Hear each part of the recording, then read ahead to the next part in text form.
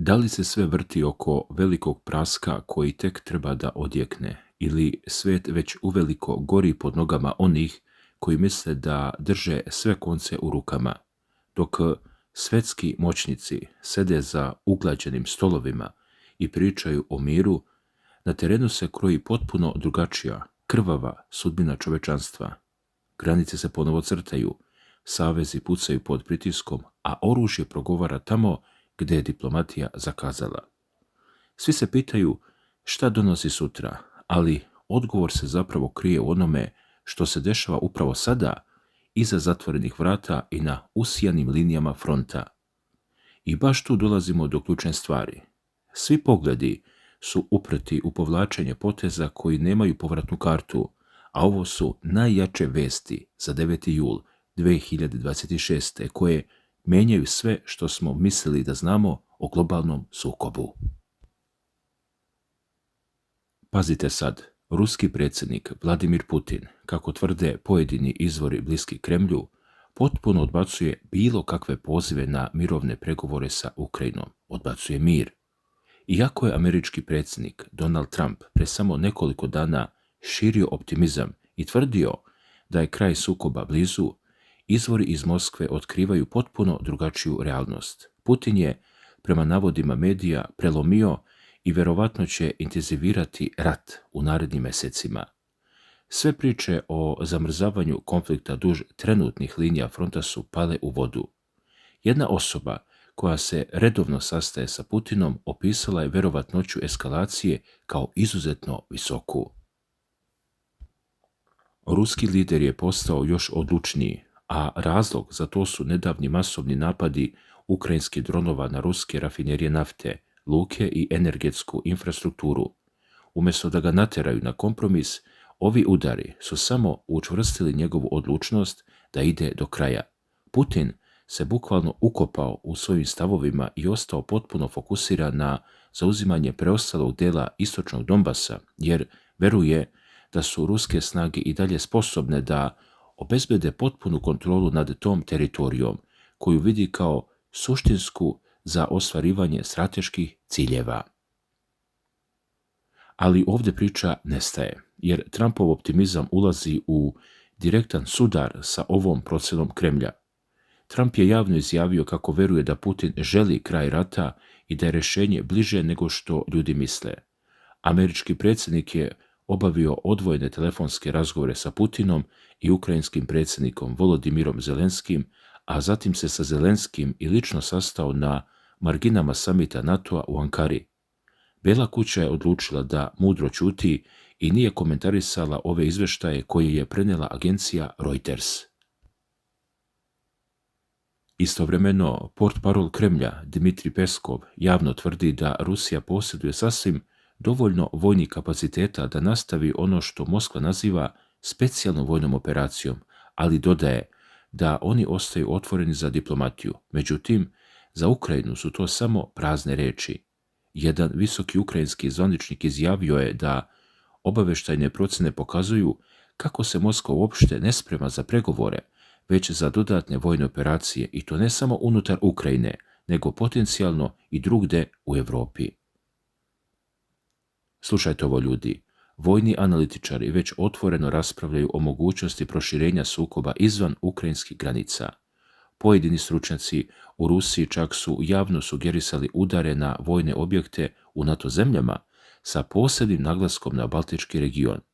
Odbrambeni analitičari upozoravaju da bi to bio ekstremno opasan potez zbog čuvenog člana 5 NATO-a o kolektivnoj odbrani, gdje se napad na jednu članicu tretira kao napad na ceo savez. Jack Watling iz Kraljevskog instituta za ujedinjenje službe smatra da bi Rusija mogla da pokuša sa ograničenim provokacijama, čiji je cilj da testiraju i razotkriju podele unutar NATO-a oko toga kako odgovoriti. To bi Putinu također poslužilo kao savršen izgovor za sprovođenje šire vojne mobilizacije kod kuće. I dok se ove igre moći dešavaju na visokom nivou, rat itekako uzima danak unutar same Rusije. Kampanja ukrajinskih dronova dugog dometa sve dublje prodire na rusku teritoriju. Učestali napadi na skladišta goriva, rafinerije i luke već su izazvali lokalne nestašice goriva, pokazujući običnim Rusima ekonomsku cenu ovog sukoba. Zapadni saveznici Ukrajine tvrde da su ovi udari pomerili momentum rata i otkrili ranjivost unutar Rusije, tvrde. Ipak, kako prenosi Reuters, to je samo izazvalo kontraefekat kod Vladimira Putina. Rusija je odgovorila brutalnim udarima dronova i raketa širom Ukrajine. Na meti se našao i Kijev, gdje je zabeležen veliki broj civilnih žrtava, iako Moskva uporno insistira da cilja isključivo vojnu infrastrukturu. Na samom frontu vodi se spor, iscrpljujući rat. Ruske snage teško dolaze do brzih prodora jer ukrajinski dronovi uspješno neutrališu rusku prednost u brojnosti ljudstva. Borbe su se opasno razbuktale oko Konstantinovke, jednog od ključnih ukrajinskih uporišta u Donjecku. Putin je nedavno izjavio da su ruske snage zauzele ovaj grad, ali su ukrajinske vlasti tu tvrdnju oštro demantovale. Vojni analitičari procjenjuju da je ovo već sada jedan od najsmrtonosnijih sukoba u Europi od Drugog svjetskog rata sa milionima žrtava na obe strane, iako zvanične brojke niko ne objavljuje. Ljudi, zato je važno da razumemo sljedeće. Jaz između diplomatskih priča i surove realnosti na terenu nikada nije bio veći. Ovo su definitivno najjače vesti za 9. jul 2026. jer pokazuju da je mir na dugom štapu. Trump možda veruje u pregovore, ali Putin čeka nove vojne dobitke pre nego što uopšte sedne za sto. Izgledi za kratkoročni prekid vatre postaju potpuno neizvesni. Ako Moskva pojača udare izvan linija fronta, tenzije sa NATO-om će eksplodirati. Sa druge strane, kontinuirani ukrajinski napadi na rusku infrastrukturu i stalna vojna podrška Zapada garantuju da će ovaj sukob trajati još jako dugo.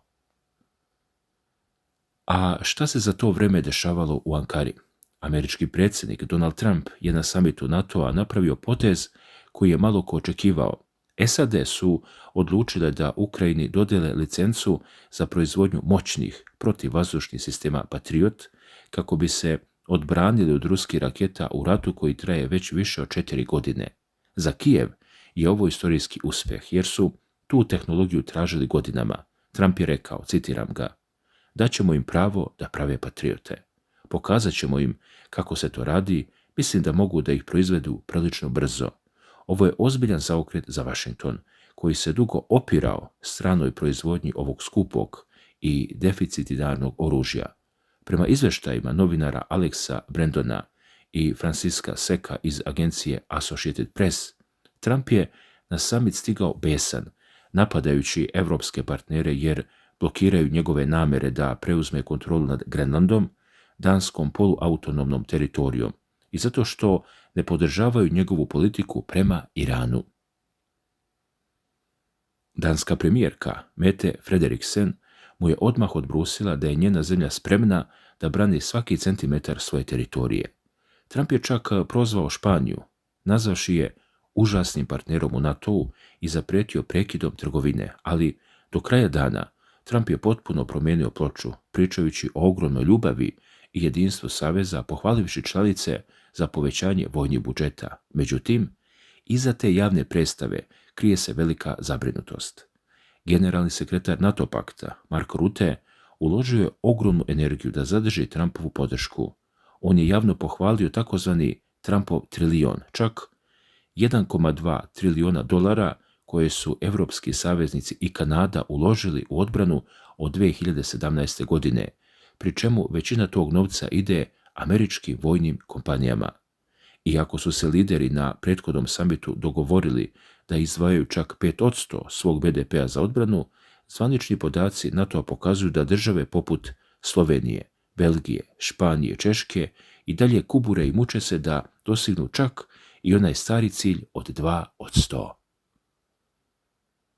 Dalje, Trumpova administracija otvoreno traži vitki NATO 3.0, gdje će Europa sama voditi svoje konvencionalne ratove, uključujući i Ukrajinu, dok će Amerika pružiti samo nuklearni kišobran. Pentagon je već pokrenuo 6-mesečnu reviziju američkog vojnog prisustva i preispituje status oko 80.000 svojih vojnika stacioniranih širom Europe, što unosi dodatnih strah među saveznike koji se graniče sa Rusijom, plašeći se hibridnih napada Moskve. Sa druge strane, Zelenski je ponovo apelovao da se Ukrajina hitno primi u NATO, ističući da njegove snage svakog mjeseca eliminišu u prosjeku 30.000 ruskih vojnika, ovo tvrdi Zelenski. Iako do prijema nije došlo, lideri NATO-a su se obavezali da će Ukrajini obezbediti ogromnih 80 milijardi dolara za odbrambene potrebe za novu i sljedeću godinu. Ali Trump nije gledao samo ka Europi. Na ovom istom samitu sastao se i sa novim sirijskim predsjednikom Ahmadom el-Sharom, bivšim pobunjenikom koji je srušio Bašara Asada u decembru 2024. godine. Iako je el-Shara nekada bio borac Al-Kaide, Trump mu je pružio podršku u obnovi zemlje. Kako je kasnije saopštio američki državni sekretar Marco Rubio, Trump je pokrenuo proces ukidanja sankcija i normalizacije odnosa, čime će Sirija uskoro biti skinuta sa liste država sponzora terorizma. U tom trenutku postavlja se pitanje šta se dešava na Bliskom istoku dok Trump tvrdi da kontroliše situaciju. Pa, pazite sad ovo, ceo region je upravo eksplodirao. Iranske oružane snage su lansirale masovne napade na američku vojnu infrastrukturu u susjednim državama Persijskog zaliva. Ovo je direktna odmazda za američke udare koji su potpuno zbrisali tek uspostavljeni nekoliko nedelja stari sporazum o prekidu vatre. Istovremeno, Teheran se priprema za masovnu sahranu svog ubijenog vrhovnog vođe Ajatolaha Alija Hamneija u svetom gradu Mešedu, koji je likvidiran u američkom napadu još prvog dana rata 28. februara. Kako javlja novinska agencija Fars, iranski MiG-29 avioni patroliraju nebom iznad pogrebne povorke. Situacija je toliko napeta da su cijene nafte divljale na svjetskim berzama pre nego što su se umirile usred procene investitora o daljim koracima sukobljenih strana.